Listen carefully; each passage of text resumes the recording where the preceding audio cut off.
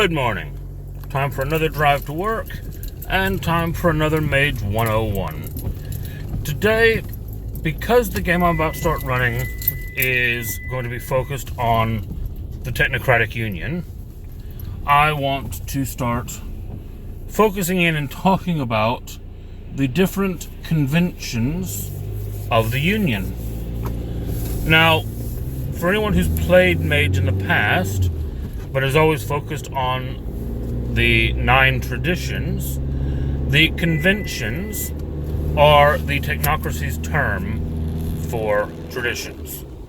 There are 5 of them within the technocracy, and today I want to focus in on one of them in specific. I think I'm going to do a separate video for each one, giving a bit of information about them, about their groups, and about kind of what their role within the technocracy is. Now, it's worth bearing in mind that one of the main points that separates the traditions does not separate the technocracy, at least not as much. The traditions are all kind of separated about how they do magic. You know, a virtual adept uses computers, Order of Hermes uses spell books, Verbena uses kind of visceral life energy. They all work magic differently. In the technocracy, the Technocratic Union, they all work magic through technology. They all share a paradigm to an extent. That does not mean that they don't have different tools or methods within that paradigm, but it does mean that because they have that shared paradigm, and because the world, for the most part, shares that paradigm, that technology advances and does amazing things, it means that their knowledge, I guess, is the best way to put it, is more easily transferable from one to the next. It's not as divisive.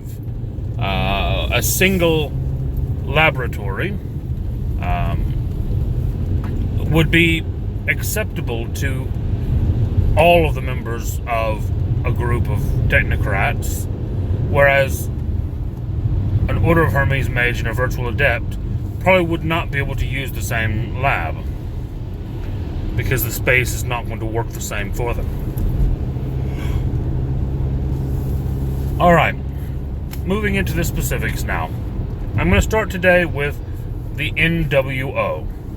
Yes, the New World Order, and no, I don't mean the mid-90s wrestling group from WCW. The New World Order are actually one of the newest conventions. They've not been around that long.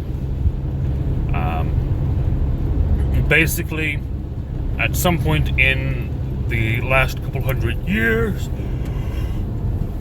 the group that was originally known as the Order of Reason evolved into the Technocratic Union, and at the time that they were having that evolution, they realized that they needed someone to take the job of managing things, running things, holding things together, administering things, and they created the New World Order, because at the time that's what the Technocratic Union was becoming.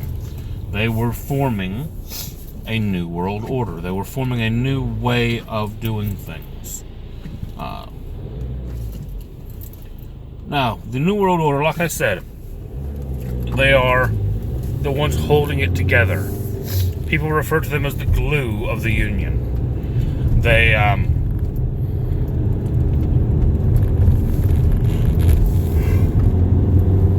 excuse me. They work with all of the other groups, for one. It's very likely that you might see a progenitor's laboratory being run by an NWO member, or an Iteration X base that's manufacturing equipment that has an NWO member stationed there for record keeping of what goes in and out. There are 3 groups within the NWO, and they are very different. The first group I want to talk about and get out of the way is the operatives. Now, the reason I want to get the operatives out of the way first is because they are the ones that are going to be the most obvious. People understand the operative, even if they've never heard of the NWO. Why? Because the lowest rank of the operatives is the Men in Black. And, again, no, I don't mean the Will Smith movie, but I kind of do mean the Will Smith movie. If you take aliens out and replace it with reality deviants, then basically what you've got is the Men in Black. Their job is to hunt down and kill reality deviants. They are the enforcers. Another good example is Agent Smith in the Matrix movies. The agents. They are kind of the faceless, black suit, mirror shades, earpiece agents. A step up from there, the ones who control the Men in Black, creatively called the Men in Gray, or the Gray Men. They're the ones that tell the Men in Black where to go. They're the ones that trace things to figure out where... Excuse me. They're the ones that trace things to find out where the deviants are. By the way, a reality deviant is any magic user, vampire, werewolf, changeling, anything that's not either a technocratic agent or a sleeper is a reality deviant. Above the Men in Gray, you then have the Men in White. The Men in White are the ones controlling everything. They are in charge.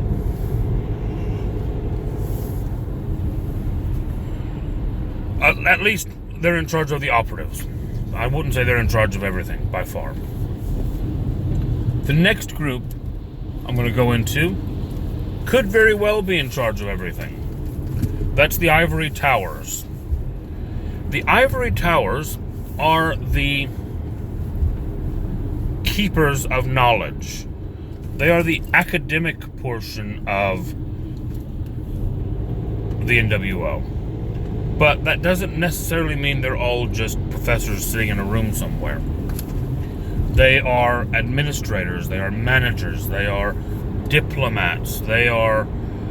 When any of the other groups discover a secret, it goes into the Ivory Towers vault.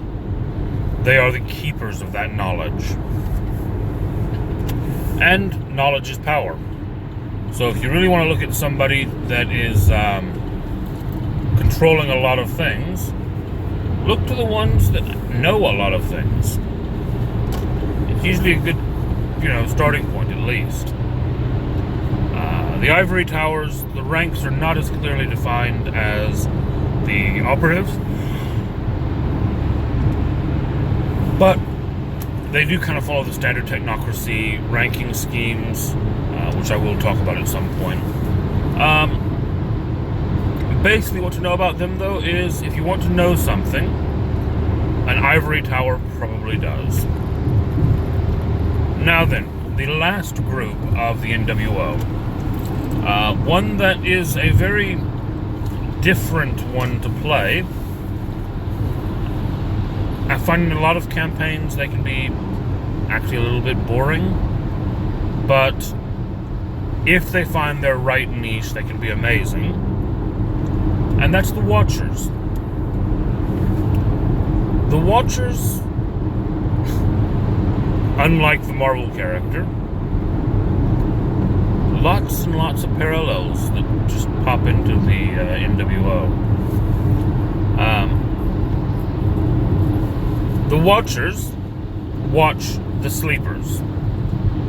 Not only do they watch them, though, they manipulate them. They get into news networks or TV stations. And they control what the Watchers see and hear. And they slowly divvy out information at a pace the technocracy is happy with, so that they can control the evolution of mankind. Now, the reason that I say that these are often not the best player characters is that if you have someone who is a TV executive who's not great in combat, who mainly just wants to direct how the public sees things, they're not really going to find much of a place in a group of agents. They may struggle. Now, there is a role that they can take, that being the one who stays out of the fight, and if anyone comes near the fight, directs their perceptions of it. Oh, no, that's not a fight going on over there. That's not people with laser guns. We're shooting a movie. Yeah, this whole area is closed off at the moment. We're shooting a movie. We should have the filming wrapped in the next 3-4 hours. You know, everything's fine. But again, to do that, you're taking your character out of the combat. Yeah, so there we are. That is the New World Order. And I'll be back tomorrow with another group. Like, subscribe, all that good stuff. It helps me out a lot. We've just passed 100 videos, and I'm looking to keep going, so any feedback is appreciated.